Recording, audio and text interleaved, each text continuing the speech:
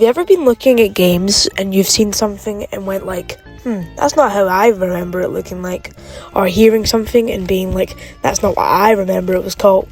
Well, more often than not, that's because some games and consoles have different names or art depending on what region you're in. So today, in this video, we are going to be looking at some differences in games depending on what region you're in. Let's start with the most common one, box art changes.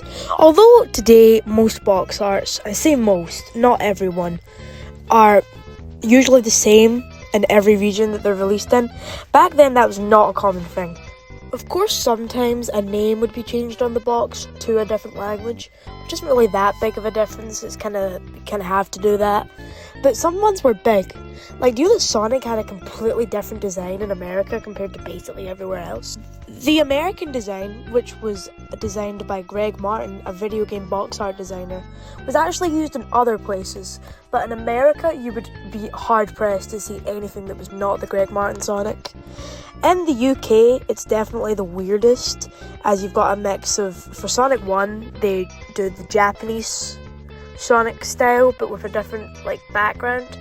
Sonic 2 is the American design, and they just kind of did their own thing for Sonic 3. Another one is the original Mega Man, who just has a completely different design.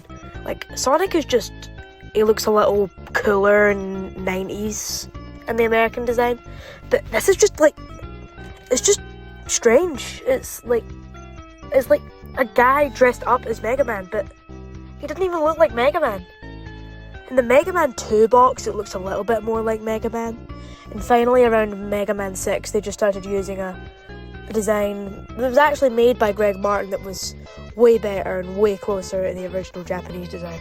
This was most likely done to make Mega Man more appealing to an American audience, because a lot of companies back then thought that the Japanese style was a little bit too cutesy and kids wouldn't like it and they'd think it's childish, which, fair enough. I see why they changed it, but in retrospect, looking at it now, it does seem a little bit unnecessary, and the original Japanese designs hold up more and are used more often nowadays.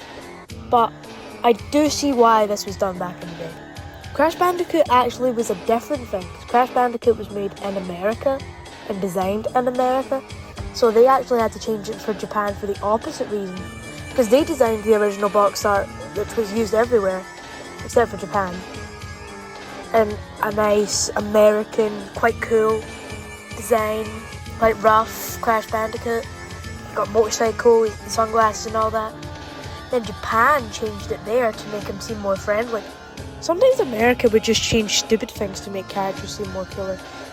For Kirby Air Riders, they didn't really use a updated Kirby design or anything. They just made him frowning to seem intimidating or something, which is just a strange thing that seems a bit unnecessary. I want to talk about next a more important change, a change to the actual game itself.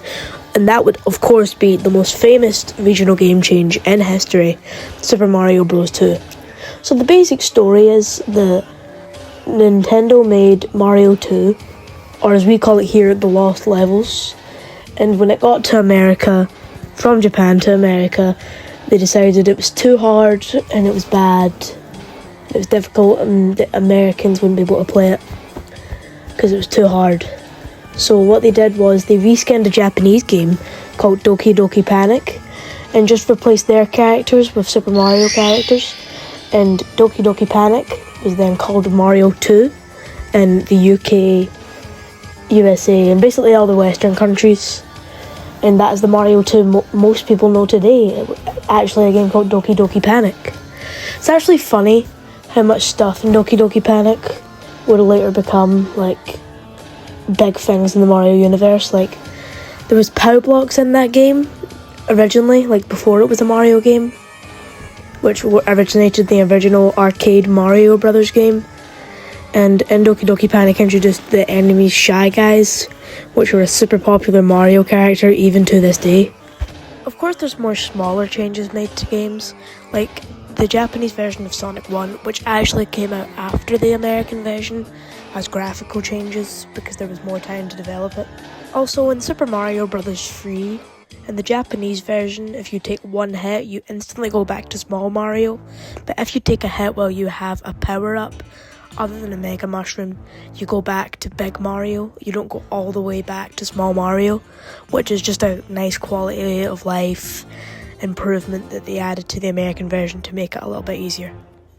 The next one I'm going to be talking about is an actually serious change made for a pretty good, serious reason, and that is certain games like Wolfenstein and stuff like that feature Nazi imagery are removed or just not released at all in Germany. So there's quite a lot of changes, like symbols being replaced with fake symbols, which is completely understandable why in Germany, of all places, that they would want to censor that. But that ban has been lifted for content that is historical. Now let's finish the video with talking about differences in consoles. Why don't we start with the Nintendo Entertainment System, or the Famicom. So in 1983, Nintendo released their big console, well, their first big console. Before then they've only released like Pong systems, games that could only really play Pong, and they were trading cards and toys and whatever. But they decided to make their first big cartridge-taking video game console, which was the Family Computer, or which most people know as the Famicom. But around this time in America, there was what we call the Great Video Game Crash, which was caused by an oversaturated market of terrible games for the Atari. So Nintendo obviously wanted to release their brand new console in America, but they didn't want to fail. So they very cleverly marketed it as an entertainment system rather than a video console.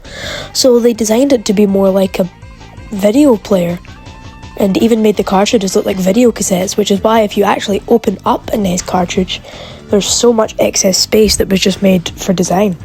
But like how the Nintendo Entertainment System turned into the Super Nintendo Entertainment System, the Famicom turned into the Super Famicom. The Super NES and the Super Famicom had different designs, but not to as an extent as the NES and Famicom, the original ones. Like, these just look like two completely different systems, but the Super NES and Super Famicom just had slight changes. But weirdly enough, here in the UK, we carried the name of the Super NES, like in America, but we had the cartridge and console design of the Super Famicom, which is something I found weird. The Super NES's competitor, the Sega Mega Drive or Sega Genesis, has also a different name depending on where you are. Its design didn't really change that much wherever you are, it's just the name being either Mega Drive or Genesis. The reason this was is because there was a already existing copyright for Mega Drive in America, which was what it was going to be called everywhere. It's called that in the UK, it's called that in Canada, it's called that in Japan. So they changed it to the Sega Genesis. Of course, most retro gamers know about them, but another one that is not really discussed as much is Korea. So, another political thing. This is 2 political mentions in this video. Phew, that's bad. I shouldn't be getting on that habit. Korea and Japan kind of had a rocky relationship. Weren't exactly the best of buds, them two. So there was an outlaw on Japanese products being sold in Korea. So in order for Nintendo and Sega, Japanese companies, to sell their products in Korea, they had Samsung release their stuff. And they called it the weirdest names ever, like the Super Game Boy by Sega, which was changed when the Game Boy came out, and the Super Aladdin Boy. Yeah, I'm not getting into the Korean video game stuff. And that is all today. I hope you learned something new. If there's any ones you think I missed and would like me to discuss in maybe a later video, please leave them in the comments, and I hope you enjoyed. Thank you for watching. Goodbye.